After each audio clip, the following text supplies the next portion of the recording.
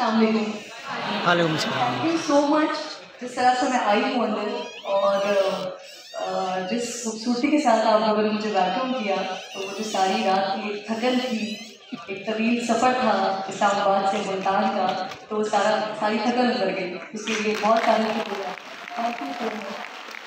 जब मुझे यहाँ से इन्विटेशन आया यूनिवर्सिटी से, तो मैं सोच रही थी कि जाना चाहिए या नहीं जाना चाहिए, क्योंकि बहुत सारी चीज़ें थी।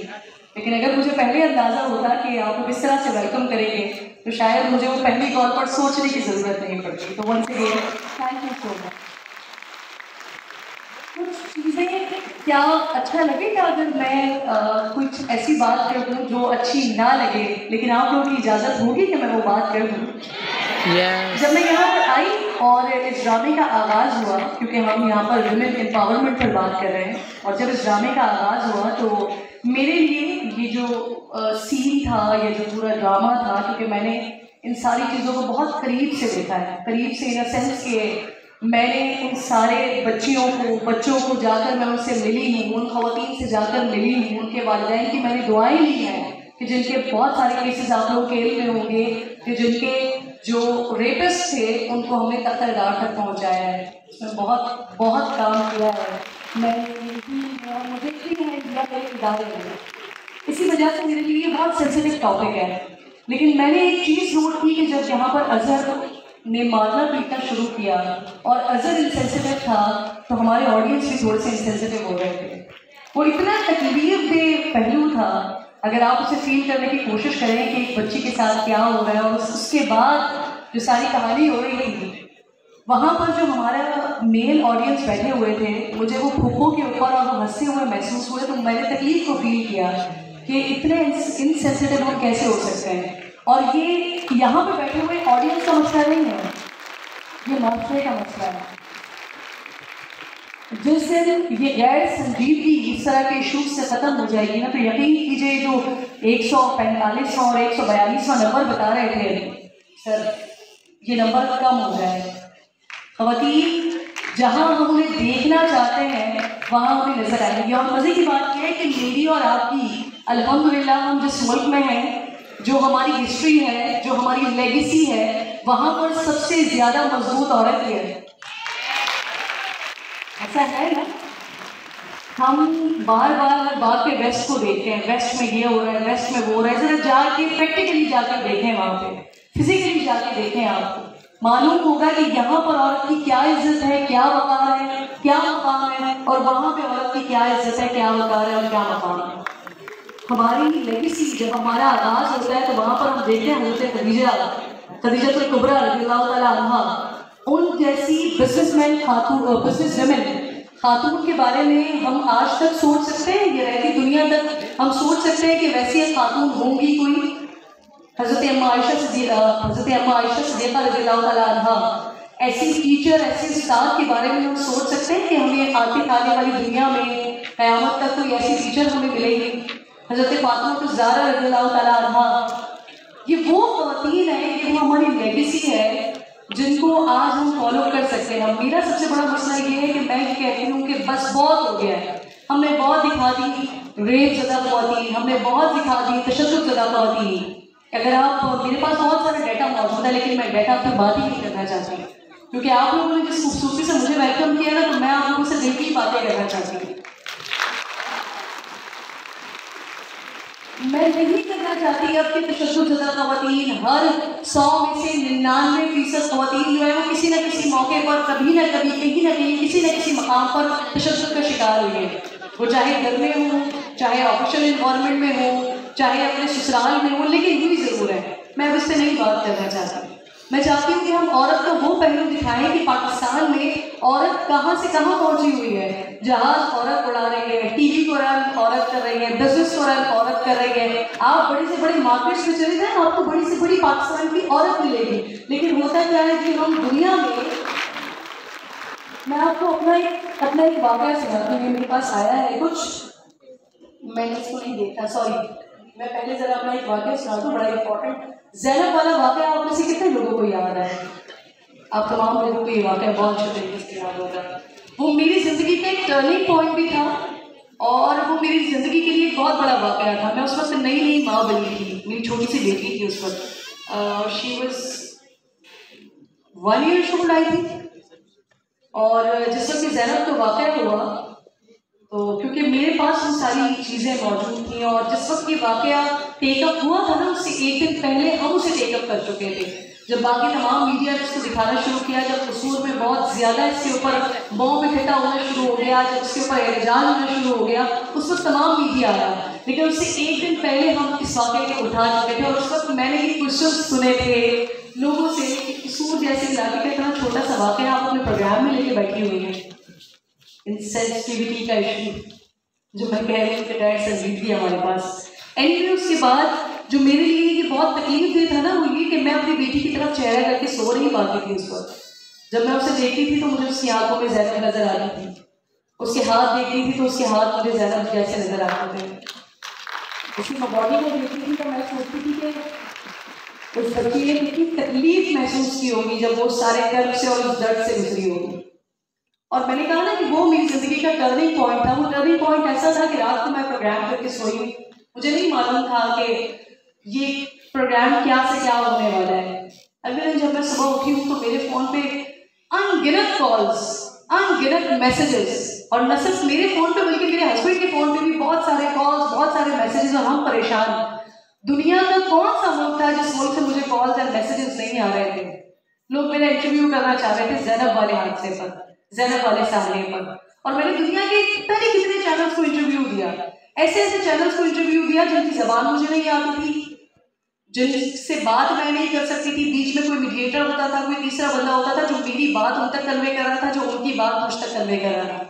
सबसे ज़्यादा जो बात हो रही थी, सबसे ज़्यादा जो इस इशू को टेकअप किया जा रहा था, वो इंडिया में टेकअप किया जा रहा था। ये मैं आप लोगों को एक लंबी कहानी सुना रही हूँ, आई डोंट नो आप लोग बोर ना हो रहे हो, लेकिन इसको सुनाने की एक बहुत इंपॉर्टेंट रीज़न है कि मैं क्यों सुना रही हूँ।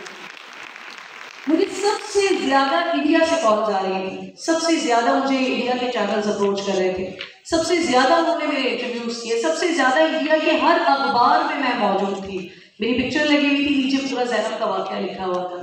मैंने इस पर बहुत ज़्यादा सोचा कि ऐसा क्यों है, ऐसा क्यों किया जा रहा है। इसलिए क्योंकि वो एक नेगेटिव एलिमेंट था। पाकिस्तान में एक ऐसा वाक़या हुआ था जिसे इंडिया में बहुत ज़्यादा उछाला जा रहा था, बहुत ज़्यादा उछाला जा रहा था। उसके बाद फिर मुझे ये मौका मिला रिसर्च करने का, मुझे मौका मिला कि इस तरह सोचूं, इसका वे आउट सामने आया, क्योंकि ये तो हमें तो मामले को उठाना है, हमें तो टेकअप करना है, और जिससे ये किया है उसको हमें वहाँ तक पहुँचाना है कि दोबारा कोई इस तरह का वाक़या ना हो। लेकिन इंडिया में इसके ऊपर इतनी हाहाकार क्यों हो रही है? इसलिए क्योंकि वो पाकिस्तान का एक नेगेटिव एलिमेंट था। जब रिसर्च किया तो पता चला कि वहाँ पर तो हर 3 मिनट में एक बच्ची, एक औरत, एक खातून रेप हो रही होती है। किसी का कोई भी एक्यूज ना पकड़ा जाता है, ना उसे किसी किस्म की कोई सजा दी जाती है। सुना है आपने आज तक? वो दिल्ली वाक़या भी आप तमाम लोगों के इल्म में होगा, उसके बारे में आज तक किसी ने सुना कि उनके जो जितने भी वो एक्यूज थे उनका क्या हुआ? लेकिन पाकिस्तान में अल्हम्दुलिल्लाह इमरान तख्तादार पे गया विदिन 7 months।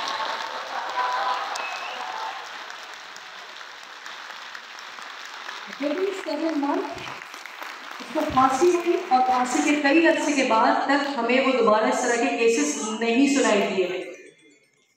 इसीलिए मैं कहती हूँ कि पाकिस्तान की जो औरत है वो मजबूत औरत है, पाकिस्तान की जो बेटियां हैं वो अल्हम्दुलिल्लाह महफूज हैं। इसलिए महफूज है क्योंकि हम सारे इकट्ठे हो जाते हैं। अब ज़रूरत यह है कि जो माएँ हैं ना, उनको बेटों की तरबियत करने की ज़रूरत है। ये अज़ल जैसे बहुत सारे बेटे हैं, उनको ये समझने की ज़रूरत है कि औरत कितनी ज़्यादा मजबूत है। हमें अब इस चीज़ की ज़रूरत नहीं है कि हम प्ले कार्ड्स लेके घूमे कि जी रोटी भी चाहिए, और जो है वो सॉक्स भी अपना खुद उठाओ, और क्या है रोटी भी अपनी खुद गर्म करो। हमें ज़रूरत नहीं है इस चीज़ की। हम जिस दीन इस्लाम से अल्हम्दुलिल्लाह ताल्लुक़ रखते हैं, वहाँ पर औरत भी उतनी मजबूत है जितना मर्द मजबूत है, और अल्लाह ताला ने मर्द को औरत का हाकिम बनाया है, उसका मुहाफिज बनाया है। तो उसी मर्द के साथ कम से कम मैं तो कन्फर्ट नहीं कर सकती कि मैं उसी मर्द के आगे खड़े हो जाऊँ और उसको खड़े होकर बोलूँ कि नहीं जी अपना सॉक्स भी खुद उठाओ, अपना खाना भी खुद बनाओ। अगर उसकी जिम्मेदारी है मेरी हिफाजत करना, तो मेरी जिम्मेदारी है उसकी चीज़ों को देखना। ये दोनों लोग मिलकर जिंदगी के पहियों को चला रहे होते हैं। ऐसा नहीं हो सकता कि मैं अपने हुकूक के लिए खड़ी हो जाऊं कि अपना सॉस भी खुद ढूंढो, अपना खाना भी खुद गर्म करो और मेरी हिफाजत भी करो। अग्री करते? अग्री नहीं करते? अग्री करने वाले बता रहे और ना अग्री करने वाले बता रहे हैं। अगर आप लोगों की इजाजत हो मैं क्वेश्चन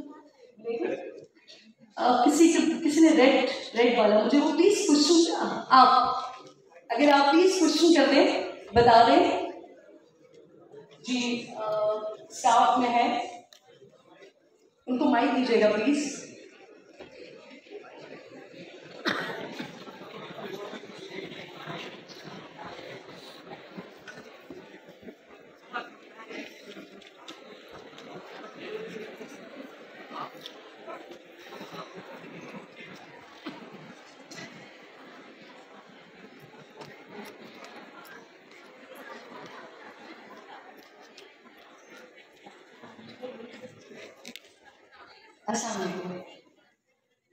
माइक ऑन कर दीजिए, उनकी आवाज नहीं आ रही है।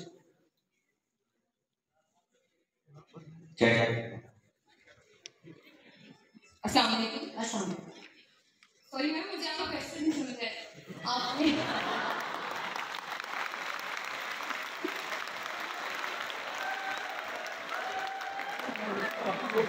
आपने मेरी बात से डिसएग्री किया है? नो, मैंने एग्री किया था। अच्छा वो राइट, ओके। जो डिसएग्री कर रहे हैं उनको प्लीज माइक दे दें ताकि उनकी बात मुझ तक पहुंच जाए, ताकि मैं कन्विंस हो सकूं, मैं भी डिसएग्री कर सकूं। मैम क्या आप क्वेश्चन रिपीट कर सकते हैं? मैंने क्वेश्चन नहीं किया था, मैं बात कर रही थी। डिसएग्री जिन्होंने किया था उनको दे दीजिए।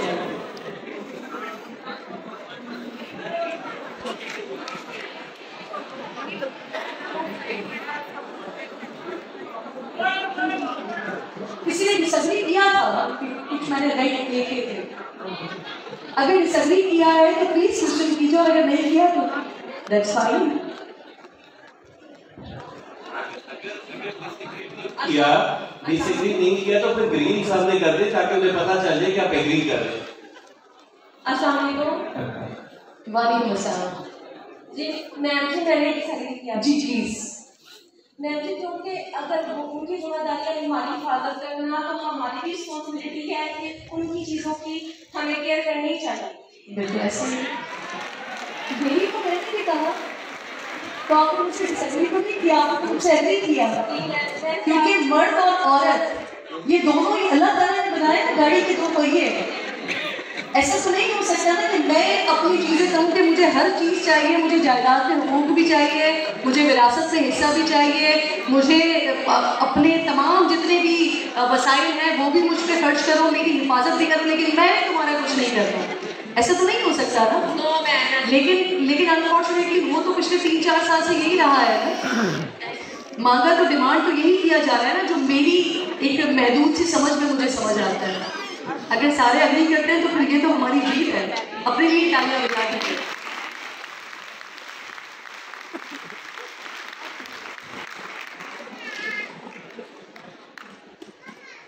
थैंक यू सो मच किरण। और मैं लास्ट वीक हमारे chief guest university madam, I am sorry, आपने बिल्कुल ठीक बात कही कि इस वक्त हमारे मुल्क में हम देख रहे हैं, लोग ये कह रहे हैं कि मेरा जिस्म मेरी मर्जी, या फिर ये कि अपना खाना खुद गर्म करूँ। तो आपने ये बात की और मैं इस बात से एग्री करती हूँ कि इस्लाम हमें ये कहता है कि औरतों की मखसूस जिम्मेदारियाँ हैं और मर्दों की भी मखसूस जिम्मेदारियाँ हैं। मगर मसला जो है कि हमारे मुल्क में इस वक्त हो क्या रहा है, क्या आप ये कह सकती हैं इंतहाई कॉन्फिडेंस से कि 70% of men are responsible for women? Yes they are, पर अगर वो मर्द औरत को खाने के लिए पैसे दे रहा है, घर का राशन डलवा रहा है, तो the way the man treats that women, that matters. हम ये बात नहीं कह रहे कि औरत ये कह रही कि मैं अकेले ही काफी हूँ। We all know human civilisation. मैं समझ गई आपकी बात, मैं समझ गई। बात ये है कि हम अपने मुल्क में इस तरह का माहौल क्रिएट करें कि औरत को भी इंसान समझा जाए और मर्द को भी। जरूरी नहीं है कि मर्द पागल की तरह काम करे और औरत कुछ नहीं कर रहा है।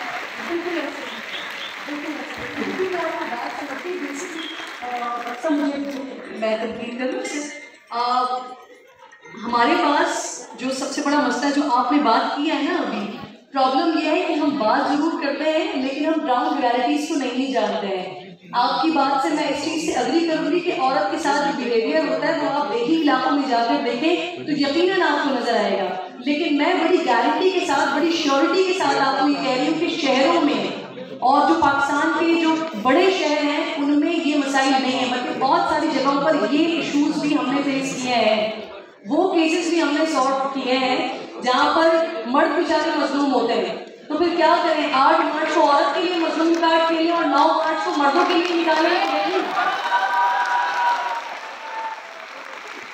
ऐसे कई केसेस में आपको भी फिंगर टिप्स से बता सकती हूँ। पिछले दिनों इस्लामाबाद का एक बड़ा रिसेंट वाकया है कि जहाँ पर एक खातून ने FIR करवाई थी जी, उनको मर्द ने झांसा देकर, नौकरी के झांसा देकर बुलाया और उसके बाद फिर उनको उनकी इज्जत लूटी और फिर उसके बाद वल्लाह आलम बिस्वा। लेकिन जी बाद में पता चला जब उसके ऊपर तहकीक हो गई सारी, तो पता चला कि खातून जो है उनका पूरा एक गैंग था, मर्द हजरात से इसी तरह से पैसे निकाले जाते थे। एक जो आदमी थे जिनको वो राब्ता करेंगे मुसलसल वो पैसे नहीं दे रहे थे, उनके झांसे में नहीं आ रहे थे, तो उन्होंने उनके ऊपर FIR करवा दी कि ये मुझे नौकरी का झांसा देकर बुलाया। तो ऐसे बहुत सारे केसेस हैं हमारे पास। तो मेरा अपना ओपिनियन है, आई एम श्योर कि आप तमाम लोग मुझसे बिल्कुल गलत मुझे कह सकते हैं। मुझे अपने शौक को देखते हुए और बाकी मर्दों को देखते हुए मुझे लगता है कि इस दौर पे और बाकायदा शहरों में मर्द ज़्यादा मजलूम होते हैं।